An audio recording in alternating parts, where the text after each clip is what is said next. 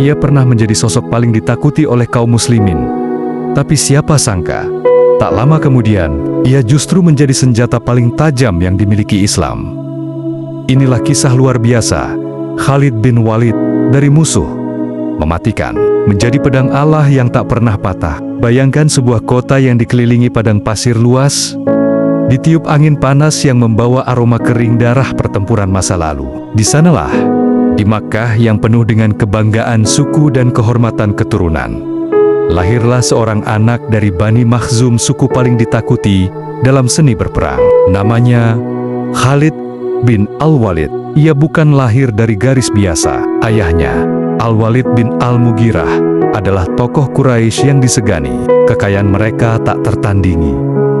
Status sosial mereka berdiri di puncak. Tapi yang membuat Bani Makhzum ditakuti bukanlah harta, melainkan tulang-tulang yang dibentuk untuk berperang. Dan Khalid adalah warisan hidup dari kebanggaan itu. Sejak usia yang sangat muda, Khalid tidak pernah dididik untuk menjadi pedagang, penulis, apalagi penyair. Ia tidak diajarkan halusnya kata atau lembutnya perasaan. Ia dididik untuk satu hal: pertempuran. Tangan kecilnya sudah mengenal beratnya pedang kayu. Kakinya sudah terbiasa berdiri di medan tandus dan keras tempat para pejuang dibentuk dan para pengecut dilenyapkan. Ia belajar menunggang kuda sebelum mampu menulis namanya sendiri. Ia menghafal taktik suku-suku Arab dalam peperangan, seperti anak-anak lain menghafal syair. Dan ketika anak-anak Makkah bermain pasir, Khalid bermain dengan tombak dan perisai. Ia adalah murid dari dunia perang yang tak kenal ampun. Tubuhnya tumbuh tinggi, gagah, dan kokoh. Tapi bukan hanya fisiknya yang mengagumkan. Khalid memiliki sesuatu yang lebih berbahaya: kecerdasan taktis. Ia tak hanya berani, tapi juga berpikir cepat. Ia bisa membaca gerakan musuh sebelum musuh itu sadar akan niatnya sendiri. Ia tahu kapan harus menyerang, dan lebih penting lagi, kapan harus menunggu. Orang-orang Quraisy mulai menyadari bahwa anak ini bukan sekadar keturunan prajurit. Ia adalah kelahiran kembali roh pertempuran. Seorang calon panglima, calon penakluk, dan kelak calon mimpi buruk bagi musuh-musuhnya. Namun siapa yang menyangka bahwa kekuatan dan kejayaan yang ia bangun sejak kecil awalnya justru akan digunakan untuk memusuhi kebenaran itu sendiri. Ketika Rasulullah Muhammad mulai menyampaikan risalah Islam secara terbuka, seluruh struktur Makkah terguncang. Para bangsawan Quraisy merasa terganggu, bukan hanya karena ajaran itu mengajarkan kesetaraan dan keadilan, tapi karena ia mulai mencabut akar kesombongan suku-suku Makkah. Dan bagi Bani Makhzum, terutama keluarga Khalid, Islam adalah ancaman. Khalid tidak diam. Ia melihat Islam sebagai racun, sebuah penyakit yang harus dihentikan sebelum menyebar. Dalam banyak pertemuan Quraisy, ia hadir, merancang strategi, mencari cara untuk melemahkan kaum muslimin. Baginya, ini bukan sekadar tentang agama, ini tentang kehormatan, kekuasaan, dan warisan sukunya. Namun yang tak ia sadari, bahwa semua kemampuan yang ia miliki, semua latihan yang ia jalani sejak kecil, tidak lain adalah persiapan ilahi. Pedang yang ia asah bukan untuk membela kebatilan, melainkan sedang dipersiapkan oleh takdir untuk menjadi pedang kebenaran. Tapi jalan menuju takdir itu masih sangat panjang dan berliku. Sementara itu, di mata kaum muslimin, nama Khalid bin Walid mulai disebut dengan rasa waspada. Mereka belum tahu bahwa musuh paling berbahaya mereka hari ini, suatu hari nanti, akan menjadi pelindung mereka yang paling setia, bahkan akan diberi gelar yang tak pernah diberikan pada manusia lain. Saifullah al-Maslul, pedang Allah yang terhunus. Di tengah riuhnya Makkah, saat matahari bersinar menyengat dan debu berterbangan dari jejak unta dan kuda yang berlalu lalang, sebuah berita menyebar. Berita tentang seorang pria bernama Muhammad bin Abdullah yang mengaku membawa wahyu dari langit. Ia mengajak manusia untuk meninggalkan berhala, menyembah hanya satu Tuhan, dan menghapus perbedaan status antara tuan dan budak. Kabar ini terdengar asing, bahkan mengganggu, terutama bagi para petinggi Quraisy, dan salah satunya adalah keluarga Khalid bin Walid. Bagi kaum bangsawan Quraisy, ini bukan sekadar agama baru, Ini adalah pemberontakan terhadap tatanan lama, sebuah ancaman terhadap struktur kekuasaan yang telah mereka bangun selama puluhan tahun. Dan di tengah semua itu, Khalid sang pendekar muda dari Bani Makhzum menjadi garda depan yang siap melawan. Ia menyaksikan dengan marah ketika Bilal bin Rabah disiksa di tengah padang karena tidak mau mengingkari keesaan Allah. Ia melihat Hamzah bin Abdul Muthalib membela keponakannya, Muhammad, dengan gagah berani. Tapi di dalam hatinya ada bara kebencian dan ketakutan. Ketakutan bahwa dunia yang ia kenal akan berubah. Ketakutan bahwa generasi baru akan mengikuti ajaran yang menghancurkan kebanggaan suku. Dan seperti kebanyakan manusia yang takut kehilangan kekuasaan, Khalid memilih untuk melawan, bukan mendengarkan. Namun berbeda dari Quraisy lain yang hanya berteriak dan mencaci, Khalid berpikir, ia tahu Islam tidak bisa dihentikan dengan teriakan. Maka ia mulai ikut dalam strategi militer. Ia tidak langsung berperang di Perang Badar, tapi diam-diam mengamati. Ia menyaksikan bagaimana Quraisy dengan semua keangkuhan dan kekuatan mereka dikalahkan oleh pasukan Muslim yang jauh lebih sedikit. Kekalahan itu mencoreng wajah Makkah. Dan sejak hari itu, Khalid bertekad, aku akan membuat mereka membayar. Maka dimulailah misi pribadinya untuk menghancurkan Islam, bukan dengan kata-kata, tapi dengan pedang dan kecerdikan. Ketika perang Uhud meletus, Khalid adalah otak di balik strategi yang membuat kaum Muslim terhuyung. Ia mengitari gunung, menyerang dari belakang, dan hampir membunuh Nabi Muhammad sendiri. Tapi bahkan ketika itu, ada sesuatu yang aneh ia rasakan. Di medan perang, ia melihat para Muslim tidak berperang untuk harta, tidak pula untuk kebanggaan suku. Mereka berperang dengan mata yang bersinar keyakinan. Mereka maju, bahkan saat tahu akan mati. Mereka tidak gentar, tidak goyah, bahkan saat kalah jumlah. Khalid bingung, apa yang membuat mereka bertahan seperti itu? Tapi ia menepis keraguan itu. Ia kembali ke Makkah dengan kepala tegak. Dalam pandangan manusia, ia menang. Tapi di lubuk hatinya yang terdalam, ia tahu, ia tidak benar-benar menang. Kemenangan tanpa kebenaran hanya meninggalkan kehampaan.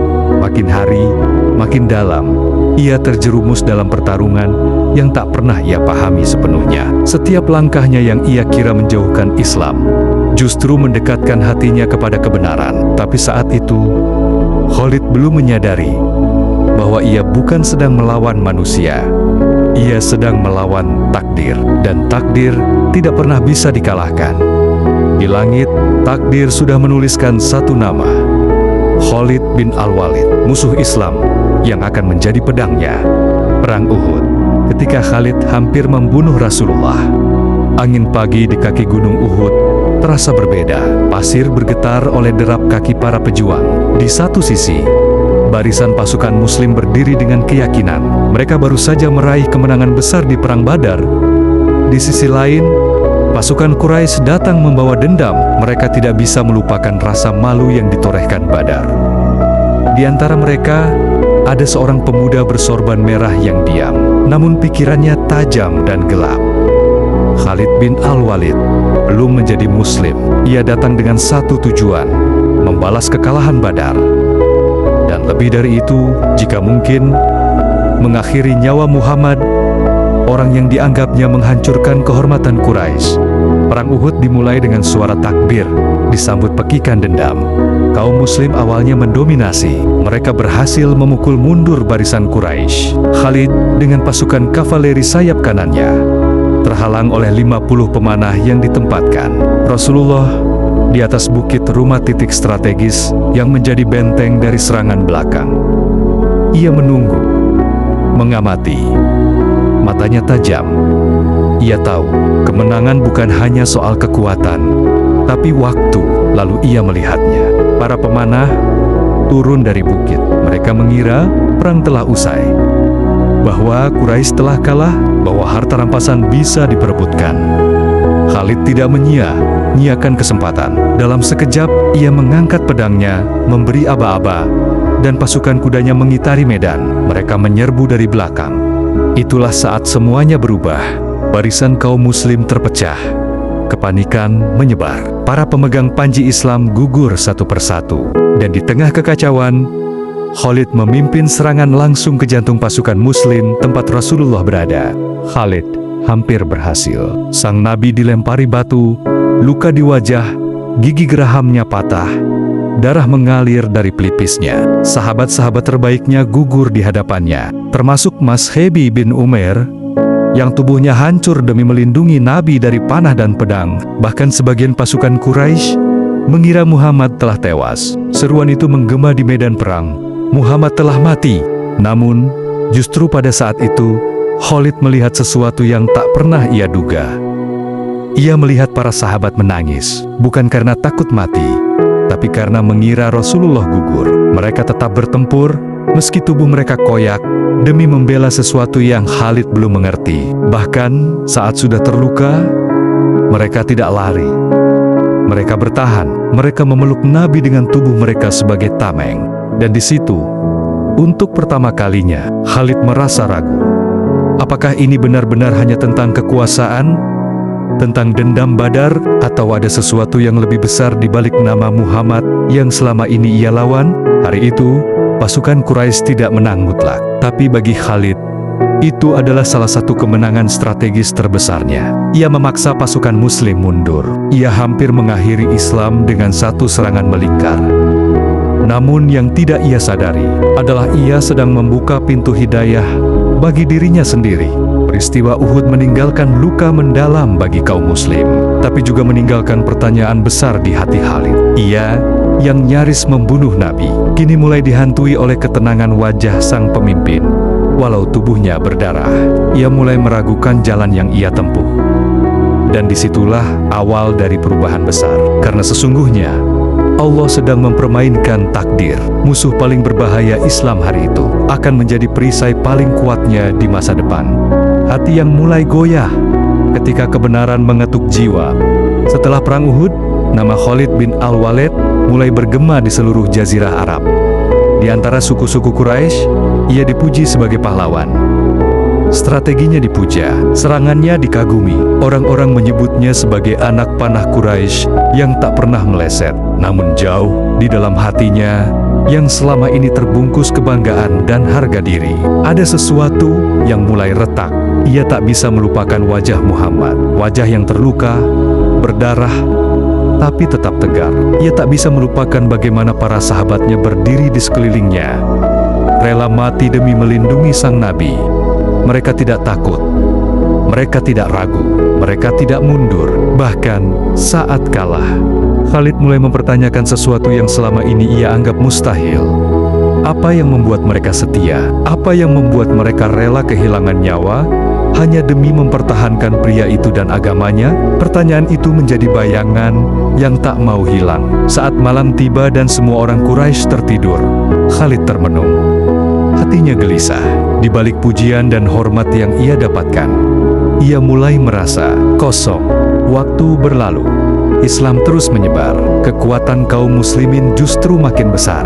Di setiap peperangan, meski kalah jumlah, mereka tetap bertahan. Mereka tidak pernah gentar, dan lebih dari itu mereka selalu kembali dengan semangat baru. Lalu datanglah peristiwa yang menjadi titik balik, Perjanjian Hudaybiyah. Pada tahun ke-6 Hijriah, Rasulullah dan para sahabat datang dari Madinah ke Makkah untuk menunaikan umrah. Mereka tidak membawa senjata perang, hanya perlengkapan ibadah, tapi Quraisy menolak mereka masuk. Khalid, sebagai komandan pasukan Quraisy, berdiri di perbatasan. Ia menyaksikan dengan mata kepalanya sendiri 1000 lebih pasukan Muslim yang tidak menunjukkan rasa takut sedikit pun. Mereka datang dengan pakaian ihram, tanpa perlindungan, menunjukkan niat damai. Tapi tak satu pun dari mereka menunjukkan kelemahan. Bahkan tatapan mata mereka lebih tajam dari tombak manapun. Di tengah ketegangan itu, Rasulullah mengirim utusan. Lalu, terjadilah perjanjian damai. Sebagian orang Quraisy menganggap perjanjian itu kemenangan. Tapi Khalid melihat sesuatu yang lain. Ia melihat bahwa Muhammad bukan hanya pemimpin spiritual. Ia adalah negarawan, panglima, pendamai, dan di atas segalanya, pemilik hati manusia. Khalid mulai goyah. Ia mendengar banyak nama besar Quraisy mulai berpikir untuk masuk Islam, termasuk termasuk Amr bin Ash, sahabat lamanya dalam strategi militer. Ia tahu, jika Amr saja bisa mengakui kebenaran itu, bagaimana dengan dirinya? Apakah hatinya benar-benar bisa terus menolak? Malam demi malam, Khalid kehilangan tidur. Ia tidak bisa lagi menikmati pujian. Pedangnya tak lagi terasa mulia. Ia mulai merasa bahwa selama ini ia bukan sedang mempertahankan kehormatan Quraisy, tapi sedang melawan kebenaran yang perlahan-lahan menyapanya. Sampai akhirnya datanglah satu malam di mana ia menatap langit sendirian, lalu berkata pelan, "Demi Allah, agama Muhammad ini pasti akan menang. Baik aku bersamanya, atau aku mati melawannya." Itulah momen ketika takdir mulai berubah, ketika hati Khalid yang dulu seperti batu mulai retak. Dan dari retakan itu, cahaya pun masuk. Menyerah kepada kebenaran, langkah Khalid menuju Madinah. Malam itu, Makkah terasa lebih sunyi dari biasanya. Langit gelap, tanpa bulan. Di dalam rumahnya, Khalid bin Al-Walid duduk termenung.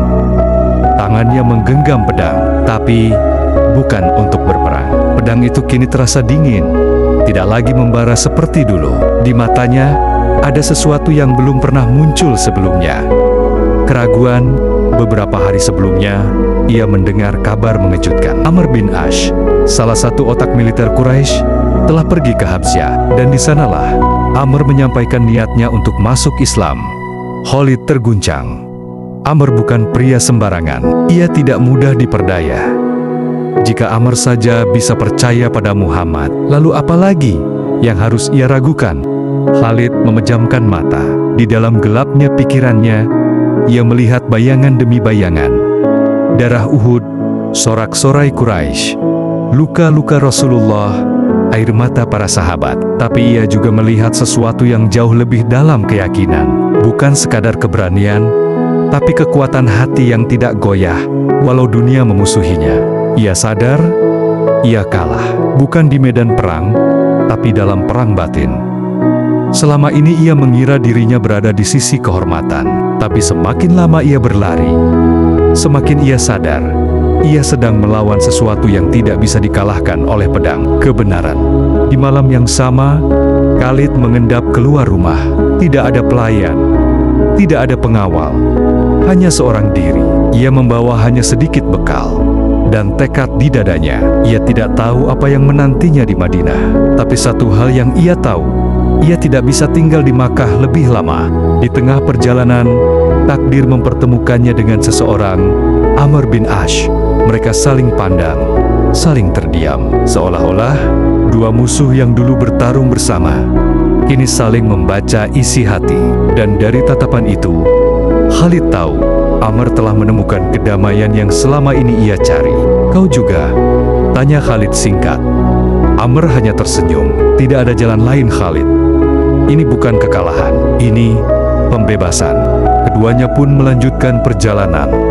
Diam, hanya ditemani desir angin padang pasir.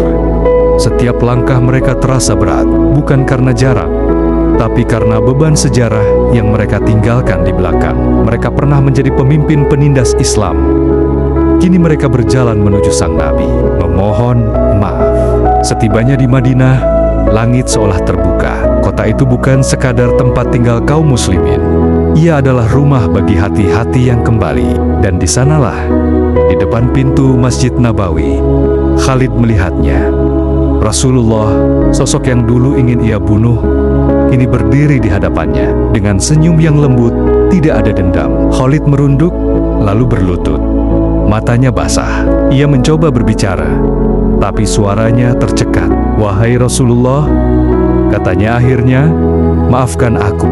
Tidak ada satupun dari kami yang melawanmu karena buta, tapi karena keras kepala kami. Sesungguhnya aku datang untuk memeluk Islam dan memohon agar Allah mengampuniku atas apa yang telah aku lakukan." Rasulullah memegang bahunya. Dengan suara lembut beliau bersabda, "Sesungguhnya Islam menghapus semua dosa yang lalu."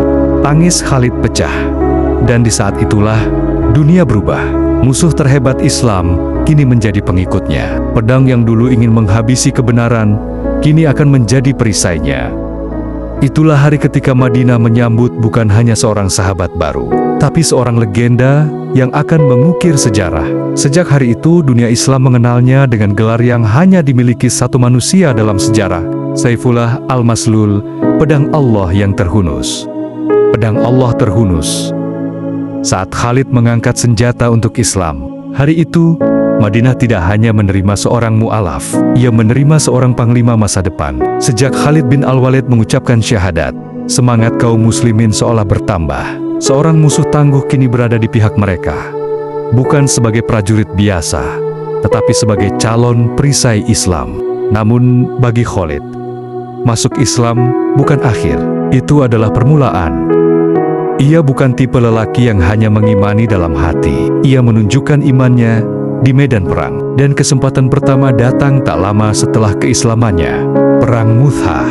Tahun 8 Hijriah, Rasulullah mengutus 3.000 pasukan muslim ke wilayah Mu'tah di perbatasan Syam untuk menghadapi kekuatan besar Romawi. Pasukan yang dikirim bukan pasukan utama, tapi mereka membawa misi berat, membalas pembunuhan terhadap utusan Nabi oleh kerajaan Ghassan, sekutu Romawi. Namun sesampainya di sana, kenyataan yang mereka hadapi jauh dari bayangan. 200.000 pasukan Romawi dan Ghassan telah bersiap. Jumlah mereka lebih dari 60 kali lipat kaum muslimin. Ketegangan menyelimuti pasukan. Tapi mereka tidak mundur. Dan di sanalah Khalid menunjukkan siapa dirinya. Pada awal pertempuran, 3 komandan utama gugur. Zaid bin Haritsah, Ja'far bin Abi Thalib, dan Abdullah bin Rawahah. Kaum muslim mulai gentar. Pasukan nyaris kacau. Mereka kehilangan arah, sampai satu nama disebut sebagai panglima pengganti, Khalid bin Al-Walid. Khalid maju ke depan, ia menatap pasukan yang mulai goyah. Lalu dengan suara lantang ia berseru, "Hari ini bukan hari kematian, tapi hari kemenangan iman." Dan dari saat itulah, pertempuran berubah drastis. Dengan kecerdasan taktis luar biasa, Khalid mengganti posisi pasukan berkali-kali, membuat musuh mengira bala bantuan muslim terus berdatangan. Ia memecah pasukan, menciptakan formasi-formasi tipuan. Bahkan saat senjatanya patah, ia mengambil 9 pedang lain dari tentara yang gugur. Hingga Rasulullah menyebutnya, Khalid adalah salah satu pedang Allah yang telah Allah hunus untuk membela agamanya. Itulah awal gelar Saifullah Al-Maslul diberikan. Lebih dari itu, di bawah komando Khalid, pasukan muslim berhasil menyelamatkan diri tanpa runtuhnya moral. Dalam sejarah militer, tidak banyak pertempuran di mana pasukan kecil bisa selamat dari kepungan 200.000 prajurit. Dan itu bukan karena jumlah, tapi karena kecerdasan, keberanian, dan takdir. Saat kembali ke Madinah, ada yang mengejek pasukan karena mundur dari medan perang. Tapi Rasulullah membela mereka.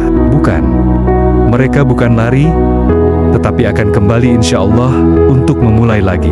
Dan benar, sejak hari itu, Khalid tak pernah absen dari pertempuran besar.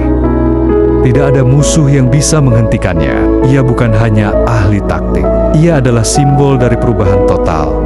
Dari pembenci Nabi menjadi pelindung risalahnya, dari penentang Islam menjadi pedangnya. Dan yang paling menakjubkan, Khalid tidak berperang demi balas dendam, harta, atau jabatan. Ia berperang demi menebus dosa masa lalunya, demi membuktikan bahwa ketika Allah membalik hati seseorang, maka langit pun bisa berubah.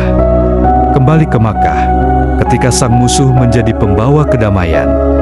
Hari itu fajar menyingsing dengan langit yang teduh di atas padang pasir Hijaz. Tapi angin yang bertiup membawa lebih dari sekadar butiran debu. Ia membawa takdir besar yang telah ditulis sejak zaman azali. Makkah, kota suci yang selama ini menjadi benteng kekufuran, kini akan berubah selamanya.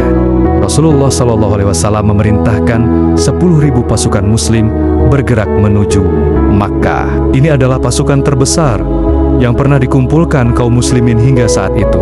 Tapi di barisan terdepan tidak berdiri seorang malaikat, melainkan seorang mantan musuh yang kini menjadi pilar kekuatan Islam, Khalid bin Al-Walid. Saat Khalid menerima perintah untuk memimpin salah satu divisi pasukan yang masuk dari arah bawah kota, hatinya bergetar. Ini bukan sekadar misi militer. Ini adalah pertemuan dengan masa lalu. Di balik gerbang Makkah, berdiri tempat ia tumbuh, rumah keluarganya, dan sejarah kelamnya, Perang Badar, Uhud, dan semua upayanya dulu dalam menumpas Islam. Kini ia datang bukan sebagai penakluk arogan, tetapi sebagai hamba yang ingin menebus dosa. Ketika Rasulullah memerintahkan agar penaklukan dilakukan tanpa pertumpahan darah, Khalid mengangguk. Ia tahu, pedang bukan lagi bahasa utama. Rahmat dan pengampunanlah yang harus berbicara, tapi tidak semua Quraisy siap menerima kenyataan itu. Di jalur yang dilalui pasukan Khalid, beberapa orang Quraisy melakukan perlawanan kecil. Mereka menyerang dengan panik. Khalid, yang tetap memegang prinsip Rasulullah, berusaha meredam bentrokan. Tapi untuk mempertahankan pasukan dan menegakkan ketertiban, terjadilah pertempuran singkat. Beberapa orang Quraisy tewas dan sisanya menyerah. Khalid memandang tubuh-tubuh itu dengan pilu. Ini bukan kemenangan yang ia inginkan. Ia tidak mencari darah, ia mencari pengampunan. Dalam diam, ia beristighfar, lalu memerintahkan pasukan untuk menahan diri dan tidak mengejar yang lari. Beberapa saat kemudian, Khalid memasuki Makkah. Kota itu diam, tidak ada sorak, tidak ada perlawanan, hanya bisik-bisik ketakutan dari orang-orang yang dulu mengejek Rasulullah. Kini mereka menunduk. Mereka takjub, dan di tengah-tengah itu Rasulullah masuk, menaiki untanya, menundukkan kepala rendah, bukan dalam kebanggaan, tetapi dalam kerendahan hati. Khalid menyaksikan sesuatu yang tak akan pernah ia lupakan seumur hidupnya. Rasulullah berdiri di depan Ka'bah, dikelilingi para pemuka Quraisy yang dulu memusuhinya, tapi tidak ada satupun dari mereka yang dibunuh. Rasulullah mengucap kata-kata yang mengguncang hati. Hari ini aku katakan pada kalian sebagaimana Yusuf berkata kepada saudara-saudaranya, tidak ada celah atas kalian hari ini. Pergilah, kalian semua bebas. Air mata Khalid jatuh. Bagaimana bisa manusia yang dikhianati, disiksa, diusir, bahkan diincar nyawanya, kini memaafkan begitu saja dengan sepenuh hati? Ia sadar kekuatan Islam bukan pada pasukannya, bukan pada pedangnya, tetapi pada jiwa Rasulullah yang lapang dan hati yang penuh rahmat. Sejak hari itu, Khalid bin Al-Walid tidak hanya menjadi panglima, ia menjadi penjaga rahmat Islam. Ia tahu bahwa setiap pertempuran setelah ini bukan sekadar strategi, tapi dakwah. Setiap kemenangan bukan untuk mengangkat diri, tapi untuk meninggikan kalimat tauhid. Guncangan di Syam ketika Romawi bertemu pedang Allah. Langit Syam tak pernah menyaksikan angin perubahan seperti hari itu. Di ufuk barat, pasukan Islam bergerak dengan langkah pasti. Tapi yang mereka hadapi bukan lagi pasukan suku kecil seperti sebelumnya. Mereka akan menantang raksasa dunia, Kekaisaran Romawi Timur. Khalid bin Al-Walid kini menjadi jantung kekuatan militer Islam. Namanya telah bergema hingga ke telinga para jenderal Romawi, bukan karena jumlah pasukannya, tetapi karena tak ada satupun pertempuran yang ia hadapi kecuali berakhir dengan kemenangan. Bahkan sebagian musuh menyebutnya dengan rasa gentar, iblis padang pasir yang tak bisa ditangkap. Tapi bagi Khalid, ini bukan perang untuk kekuasaan atau wilayah. Ini adalah perang akidah. Ia membawa panji Islam bukan dengan sombong, tetapi dengan tekad penuh, menyampaikan kebenaran kepada dunia, sekalipun dunia memusuhi. Perang besar pertama yang mempertemukan pasukan Muslim dan Romawi terjadi di Ajnadain. Tahun 13 Hijriah, Romawi mengerahkan lebih dari 100.000 pasukan, lengkap dengan kavaleri berat, pemanah profesional, dan dukungan logistik besar. Sedangkan pasukan Muslim hanya berjumlah sekitar 30.000 orang. Tapi di sanalah keajaiban taktik Khalid mulai berbicara. Ia menyusun strategi tidak berdasarkan kekuatan, tetapi psikologi musuh. Ia membiarkan pasukannya berpencar di beberapa titik kecil, lalu mengarahkan musuh untuk mengejar. Ketika Romawi terpecah, Khalid menyerang tengah mereka dengan serangan mendadak. Dalam satu malam, ia memimpin serangan dari arah belakang, menggulung pusat kekuatan musuh seperti badai. Musuh kocar-kacir, ribuan tewas. Ajnadain pun menjadi pintu pertama pembuka wilayah Syam. Tapi kemenangan itu bukan tanpa luka. Di medan itulah, Khalid melihat banyak sahabat gugur. Ia menguburkan mereka sendiri, satu persatu. Dengan mata basah, ia berkata kepada salah satu jenazah, "Engkau telah menyelesaikan tugasmu. Doakan kami, agar tetap teguh hingga akhir." Kemenangan Ajnadain mengguncang Konstantinopel. Kaisar Heraklius memerintahkan pengiriman pasukan tambahan, hingga jumlahnya ratusan ribu. Tapi Khalid tak mundur. Ia terus maju ke Damaskus, Busra, hingga Yamamah. Kota demi kota jatuh, bukan karena kekerasan, tetapi karena kebijaksanaan. Salah satu kisah paling legendaris adalah saat pengepungan Damaskus. Pasukan Romawi mengurung kota dengan benteng tebal dan penjagaan ketat. Tapi Khalid, dengan pengamatan mendalam, menemukan titik lemah di dinding timur kota. Di tengah malam, ia memanjat dinding itu bersama pasukan elitnya, membuka gerbang dari dalam, dan Damaskus pun takluk dalam keadaan damai. Penduduk kota terkejut. Mereka menyangka akan dihancurkan, tapi yang mereka temukan adalah penguasa baru yang adil, yang tidak menyentuh gereja, tidak mengganggu pendeta, bahkan membebaskan pajak sementara untuk rakyat miskin. Salah satu warga Romawi berkata dengan mata berkaca, "Kami tidak mengenal Tuhan kalian, tapi kami melihat cahayanya dalam perlakuan kalian." Itulah misi sejati Khalid, bukan sekadar menang, tapi menyampaikan Islam dengan kemuliaan. Yarmuk, saat langit menunduk untuk keberanian Khalid. Tahun 15 Hijriah, angin di dataran Yarmuk membawa kabar dari segala penjuru. Dari timur, pasukan Islam telah menaklukkan kota demi kota. Dari barat, Kekaisaran Romawi mengumpulkan kekuatan terbesarnya, lebih dari 240.000 pasukan, untuk menghentikan lajunya Islam. Ini bukan lagi sekadar pertempuran, tapi pertaruhan peradaban. Di satu sisi berdiri Romawi Timur, adidaya dunia yang telah berkuasa selama ratusan tahun. Di sisi lain, pasukan Muslim yang sederhana, hanya sekitar 40.000 orang, tapi mereka dipimpin oleh satu nama, Khalid bin Al-Walid. Pedang Allah yang telah diteguhkan di tangan sejarah. Saat para sahabat menyusun strategi, suasana di kemah kaum muslimin tegang. Banyak yang tahu, ini mungkin akan jadi pertempuran terakhir dalam hidup mereka. Tapi Khalid berdiri di hadapan pasukan, matanya tajam menatap cakrawala, lalu berseru, "Hari ini adalah hari pembuktian. Apakah kita hidup dengan kehormatan atau mati dengan syahid?" Keesokan paginya, bumi Yarmuk berguncang. Romawi menyerang dengan gelombang pasukan yang tak ada habisnya. Formasi mereka rapi. Barisan kavaleri berat bergerak dengan suara menggetarkan. Tapi Khalid tak gentar. Ia menyusun pasukannya dalam sayap kanan, kiri dan pusat.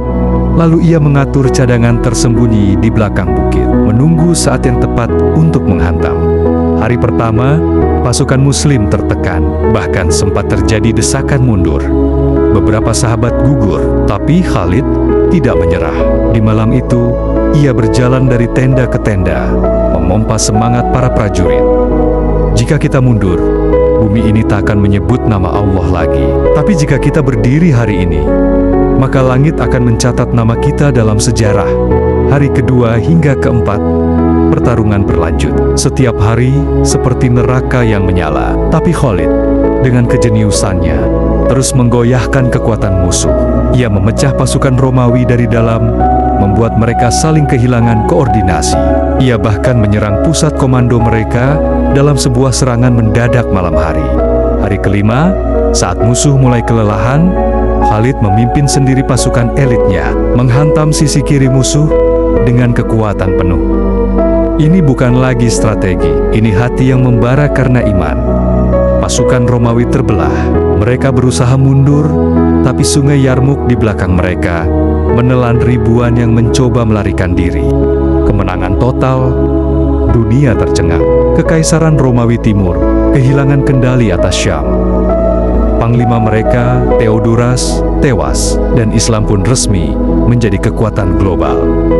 Tapi bukan itu yang membuat Khalid menangis malam itu. Ia menatap medan perang yang sunyi, lalu berlutut. Tangannya gemetar saat menyentuh tanah. Dengan suara pelan, ia berkata, "Ya Allah, aku tak ingin dikenal karena kemenangan. Aku hanya ingin Engkau tahu." bahwa aku telah menyerahkan seluruh hidupku demi agama ini. Dan memang, sejarah mencatatnya bukan hanya sebagai panglima tak terkalahkan, tapi sebagai hamba yang menjadikan pedangnya sebagai saksi bahwa Islam adalah segalanya baginya. Saat pedang disarungkan, tangisan seorang panglima tanpa luka. Setelah kemenangan Yarmuk mengguncang dunia, nama Khalid bin Al-Walid semakin menjulang dari padang pasir hingga istana-istana kekaisaran. Setiap telinga yang menyebutnya dipenuhi rasa takjub dan gentar, tapi justru saat dunia menaruh hormat tertinggi padanya, keputusan yang paling mengejutkan datang dari Madinah. Khalifah Umar bin Khattab, sahabatnya, dan salah satu pemimpin besar umat Islam mengirim surat yang isinya membuat semua orang terdiam. Dengan ini, aku mencopotmu dari jabatan panglima dan menyerahkannya kepada Abu Ubaidah bin Jarrah. Tak ada alasan panjang, tak ada penjelasan rinci, hanya satu keputusan yang mengguncang banyak hati. Para sahabat dan pasukan Khalid kebingungan. Sebagian ingin membangkang, mereka berkata, "Engkaulah pahlawan kita. Bagaimana mungkin engkau dicopot?" Tapi Khalid dengan mata tenang dan suara lembut menjawab sesuatu yang menggambarkan jiwa besarnya. "Aku berperang bukan untuk Umar. Aku berperang demi Allah. Jika Umar mencopotku, maka itu bukanlah luka. Asalkan aku tetap di jalannya." Ia tidak meninggalkan medan jihad. Ia tetap berada di barisan pasukan. Tetapi kali ini tanpa gelar, tanpa pangkat, tanpa jabatan. Tapi lihatlah, keikhlasannya lebih bersinar daripada mahkota seorang raja. Hari-hari berlalu, perang demi perang tetap ia ikuti. Tapi di balik itu, ada luka yang dalam di hatinya. Bukan karena dicopot, tapi karena satu hal yang terus membuatnya gelisah. Ia belum syahid, seorang pejuang yang telah memenangkan lebih dari 100 pertempuran, yang telah menantang ribuan pedang, tombak dan panah, tidak ditakdirkan mati di medan perang. Hingga suatu hari, tubuhnya mulai melemah. Di ranjang yang sederhana di kota Him Suriah sekarang, ia terbaring, tak lagi menggenggam pedang, hanya selimut tipis menutupi tubuhnya yang penuh bekas luka. Seorang sahabat datang, melihat tubuh itu penuh bekas pertempuran, tapi Khalid menangis. Ia berkata dengan suara tercekat, "Lihat, tubuh ini tidak ada satu jengkal pun yang tidak terkena luka pedang, panah, atau tombak. Tapi lihat, aku akan mati di atas ranjang, seperti unta tua. Padahal, aku telah menghabiskan hidupku dalam perang." Celakalah mata yang tidak pernah menangis, karena rindu syahid. Air matanya mengalir. Tapi bukan air mata duka, melainkan air mata cinta. Cinta kepada jihad, cinta kepada Rasulullah, cinta kepada kemuliaan Islam. Di detik-detik terakhir, ia berbisik kepada jiwanya, "Ya Allah, jangan haramkan aku dari pahala para syuhada, meski engkau tak memberiku syahid di dunia ini." Dan dunia pun kehilangan salah satu pilar terbesarnya. Khalid bin Al-Walid wafat tanpa mahkota, tanpa jabatan, tanpa tanah warisan. Tapi ia mewariskan sesuatu yang lebih agung. Nama yang harum, keberanian yang abadi, dan cinta kepada Islam yang tidak akan padam. Pedang Allah telah disarungkan, tapi gema suaranya masih mengguncang jiwa-jiwa yang ingin hidup mulia atau mati syahid. Dan begitulah lembar terakhir dari kisah Khalid bin Al-Walid tertulis bukan dengan tinta emas, tapi dengan darah pengorbanan dan air mata kerinduan akan syahid. Ia bukan sekadar jenderal, bukan sekadar penakluk. Ia adalah simbol keberanian, keteguhan, dan pengabdian murni kepada Allah. Di tengah dunia yang sibuk mengejar nama, Khalid mengajarkan kita bahwa ketulusan adalah kemuliaan tertinggi. Ia tak pernah bangga atas jumlah pertempuran yang dimenangkannya, tetapi ia justru menangis karena tidak wafat di medan perang. Sahabat-sahabatnya telah gugur sebagai syuhada, tapi Khalid mati di atas ranjang, tubuhnya penuh luka, namun hatinya tetap menggenggam semangat jihad. Dan dari ranjang itu lahir pesan yang menggetarkan jiwa-jiwa beriman. Jangan pernah berperang demi nama, jangan pernah melangkah demi pujian. Berperanglah demi Allah, maka kemenangan akan menyusul meski dunia melawan. Khalid tidak meninggalkan istana, tidak mewariskan harta, tapi ia meninggalkan jejak yang abadi dalam sejarah umat Islam. Ia telah pergi, namun keberaniannya terus hidup di dada para pejuang. Namanya masih disebut setiap kali umat ini berbicara tentang kegigihan dan kemenangan. Dan hari ini, kita bukan hanya mengenang seorang pahlawan. Kita sedang menyalakan kembali api semangat Islam yang pernah dibawa oleh tangan-tangan pemberani. Sepertinya, kita sedang belajar bahwa dalam hidup ini, ada sesuatu yang lebih berharga dari sekadar hidup panjang, yaitu hidup yang digunakan sepenuhnya untuk Islam. Maka, kepada kalian yang mendengarkan hingga akhir, jangan biarkan kisah ini berakhir hanya sebagai cerita. Jadikan ia sebagai pelajaran. Jadikan ia sebagai cambuk. Jadikan ia sebagai alasan untuk menjadi pribadi yang lebih kuat, lebih ikhlas, dan lebih berani memperjuangkan kebenaran. Dan sebelum video ini benar-benar berakhir, jangan lupa untuk like, komen, dan subscribe channel ini, agar kamu tidak ketinggalan kisah-kisah luar biasa lainnya dari para tokoh Islam yang menginspirasi dunia. Bagikan video ini, biar semakin banyak yang mengenal siapa Khalid bin Al-Walid itu. Karena dunia hari ini butuh lebih banyak jiwa sekuat pedang dan hati seteguh iman. Terima kasih sudah menonton sampai akhir. Sampai jumpa di video berikutnya. Wassalamualaikum warahmatullahi wabarakatuh.